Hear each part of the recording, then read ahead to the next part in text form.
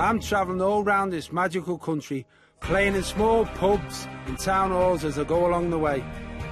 I've seen the power of love in Listonvarna and the power of miracles in rural Knock, where a priest convinced the government to build an international airport.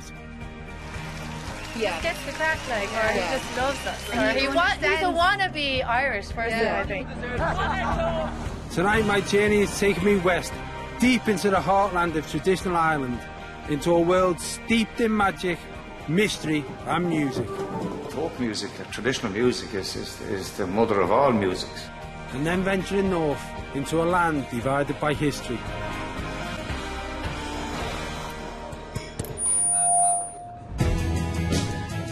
It's the halfway mark of my Irish tour. Before my gig in Galway tonight, I'm taking the opportunity to explore the west of Ireland. I'm travelling to Achill Island, the largest of the Irish Isles. It boasts some of the highest cliffs in Europe and endless sandy beaches bathed by the crashing waves of the Atlantic Ocean.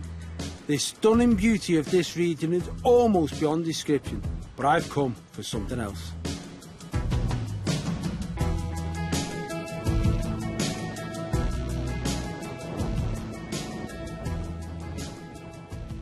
One Thursday night in November 2011, a convoy of trucks crossed over the bridge to Achill Island. And on the back of those trucks were these concrete columns. The trucks drove up and parked at Joe McNamara's hotel, which is down the hill here. On the Friday morning, they drove up this unmarked road, and then this got erected. The building started on the Friday morning. By the Saturday afternoon, the local council had come and stopped it because there was no planning permission. There was no plans ever seen for what this is meant to be. Joe McNamara left without telling anyone what it was. None of the builders have ever said what they were instructed to do. People from all over the world have come to find out what this is. It's become known as Acklehenge. There's 30 columns. There's concrete slabs on top. It's a perfect circle. But nobody knows what it's doing here and why it's been built. It's become a modern Irish mystery.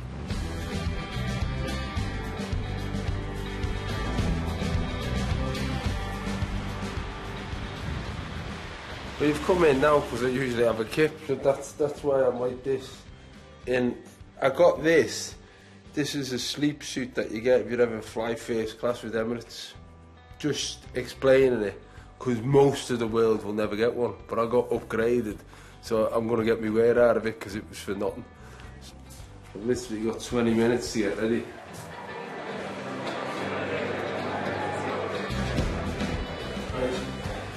Lovely. So. Ladies and gentlemen, please welcome to the stage, Mr. John Bishop.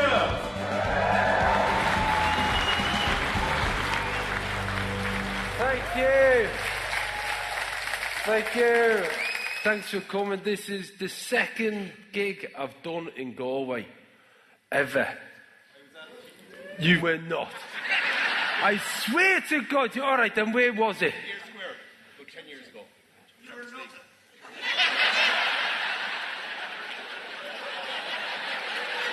That's right. That's right. When I was nothing, hey, and you've had to wait till I'm something till you bought a ticket, you type. This man, see this man? This man's a believer.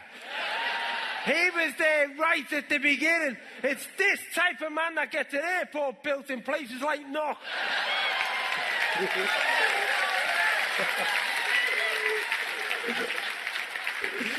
Good man.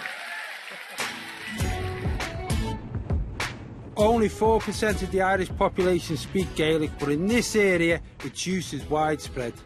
There's even a dedicated Irish language television station. My first experience of the Irish language was when I first started coming over. And I was down south, I was in a hotel down south, and the news was on RTE1. They had the news on RTE1, I don't know if they still do it, and at the same time, they had it on RTE2. And on RTE1 it was in English, and on RTE2 it was in Irish. But on the Irish channel, they had a fella in the corner doing sign language to all the deaf. Irish speakers. And even I was sitting there thinking, well, how many of them are there? There must only be about 4, and one of them's on the telly. It'd be cheaper just to drive round and tell the other 3 what's going on. I've come to Irish national broadcaster TG4 to get a proper understanding of what the Irish language means with weather presenters Caitlin the Key and Eero McKenny. Tommy Tiernan actually told me my name in Irish. Sean Machanaspig, yeah. Machanaspig. Which is funny because it actually directly translates to son of bishop. Yeah, that's what he said. You know, some things never change. Sean Machanaspig. Yeah, Sean Machanaspig. The son of the bishop. I like that. So you putting that in? Yeah. All right, so this is now the weather presented by Sean Machanaspig. Yeah. That's it. You'd have to do it in Irish now as well. I'll give it a go.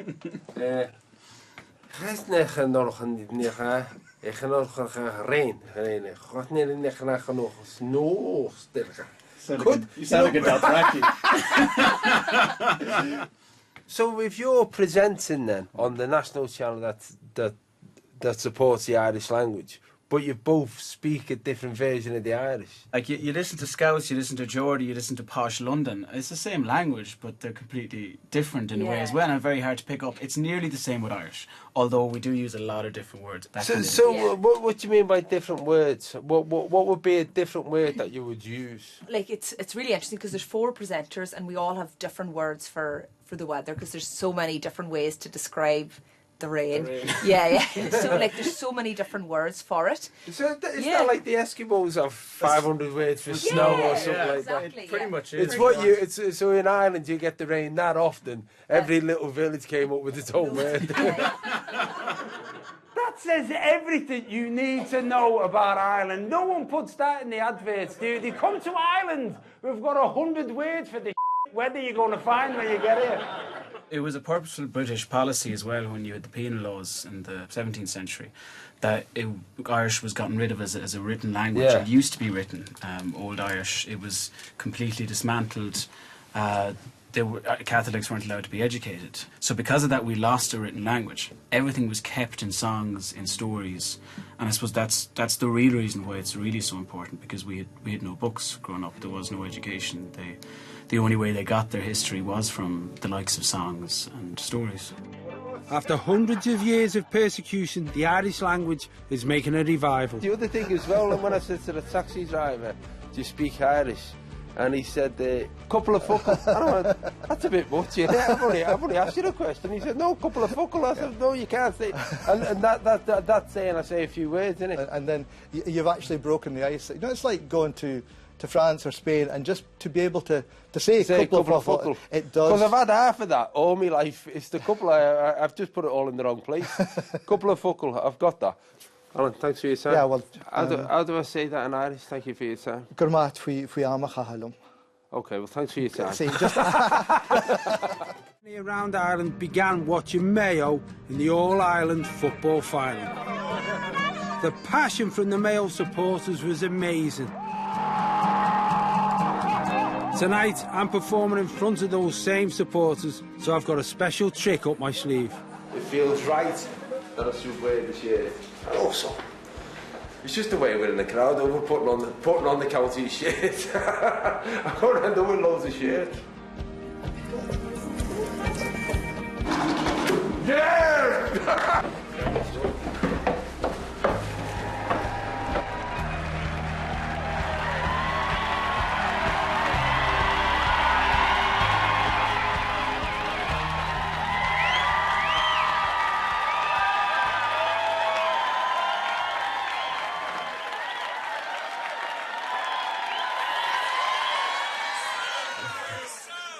That's it, the gig gets no better. I can literally walk off now, that was the best bit. Mayo is an incredible place, an ancient Celtic land, but perhaps the most magical thing of all is the music. In the town of Westport, one pub stands out.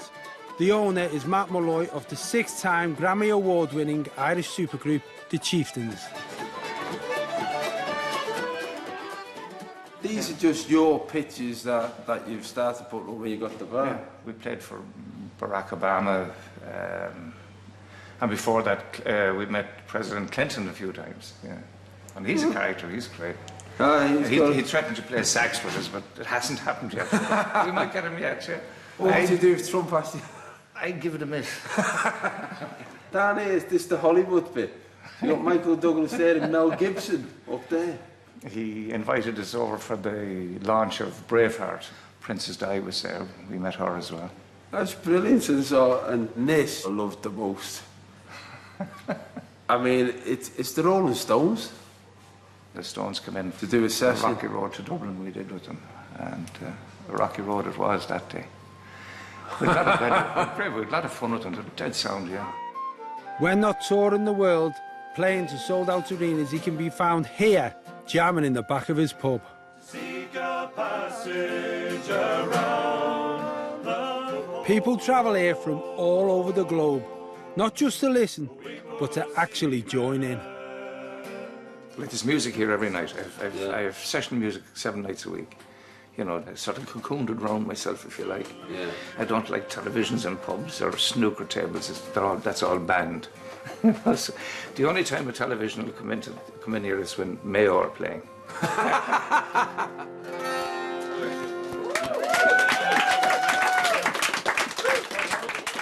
Historically, what role do you think traditional music played? Because we've been looking at the Irish language and so on. It's been having to battle with its own identity because it's been invaded for so long and ruled by another country. And yet there's certain things that kept going. One was the Irish language and one was definitely the Irish music. Yeah, and we're too thick to quit. That's a great way of saying it.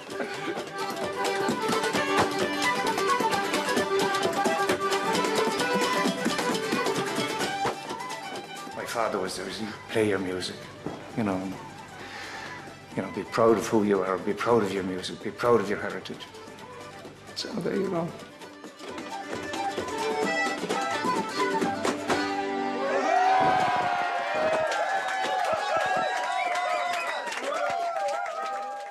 This is it. This is my last gig in Southern Ireland before I go to do the arena in Dublin. It's in the south. Sorry? Dublin is in the south. Yeah, I know. Listen, it's not a quiz.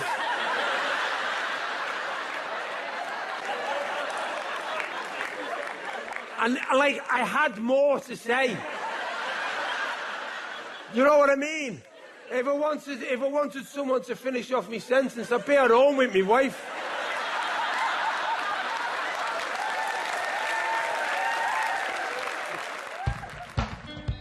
Leaving County Mayo, I'm crossing the border to the north, where things are going to be quite different to the south. Tonight, I'm doing a gig in Coleraine. Some of you will love this. When I say some of you will love it, right, let me clarify a few things.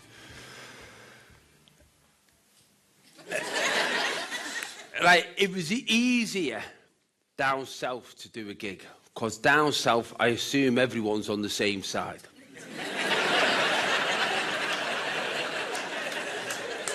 So, what I'm saying is during the next couple of hours, if I trip over something in the minefield, you don't have to get up and shout at me. We can discuss it later. I'm in a city whose very name is a source of division between the Catholic and Protestant communities who live cheek by jowl here. A place that's synonymous with the outbreak of the Troubles. To find out more about the history of the conflict of this city, from a Protestant perspective, there's no better place in the historic walls of Derry, and my guide, Stuart Moore. The walls of the city date back 400 years. Now, they were built because King James I of England wanted a place of refuge in Ireland. He was scared of people using Ireland as a backdoor into England to attack it.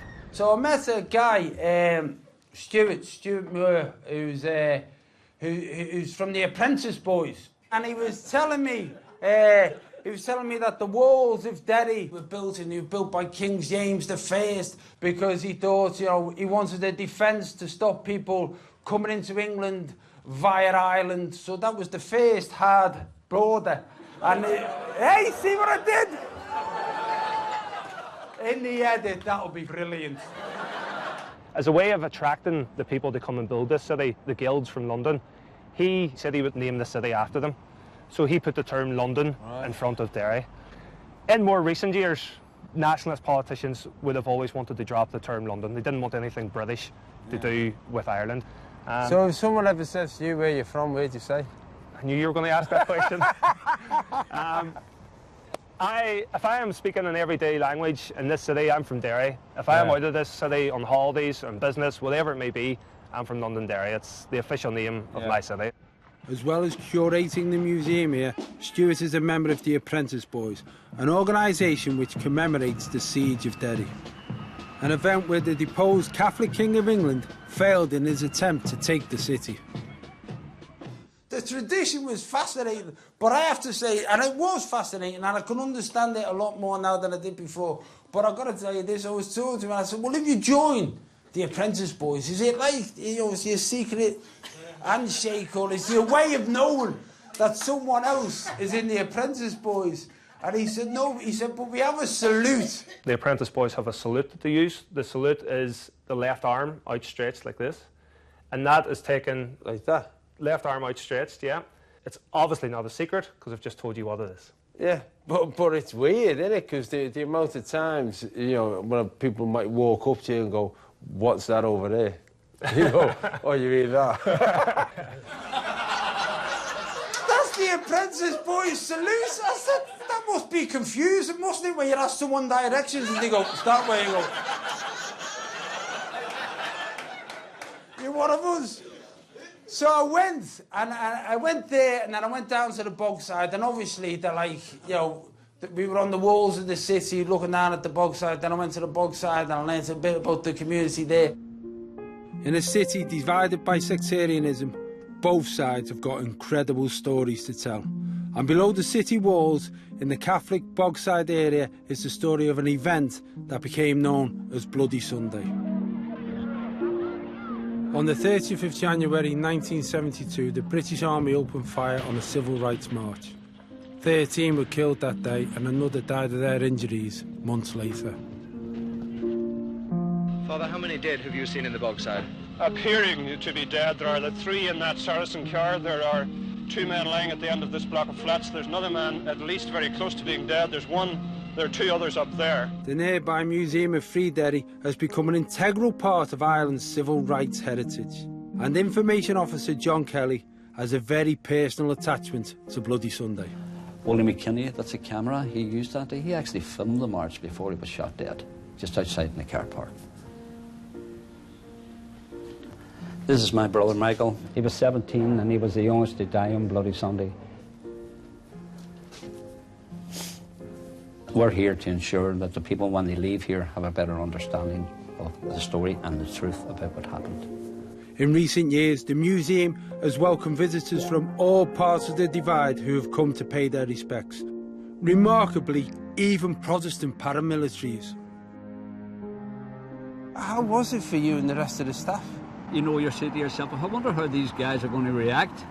But to be truthful, total respect. Total respect. Because they knew the story. And we shook hands in the aftermath, and away they went. I've had cross-community groups coming into me, young Protestants, young Catholics. I have Protestant schools coming to me. They're walking around the bogside, which they wouldn't be able to do 20 years ago. Yeah. You know, so things have changed dramatically here.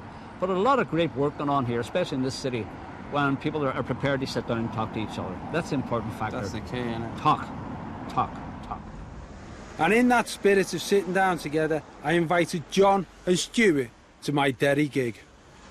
What about you? Nice to see you again. Nice to meet you, alright? You alright? She's know each other. No. Well, you know of me, Stuart. Oh, I know of him. Hello, how are you? Thanks for coming. Where have you come from? What am I loving? See, now I know I'm in Derry.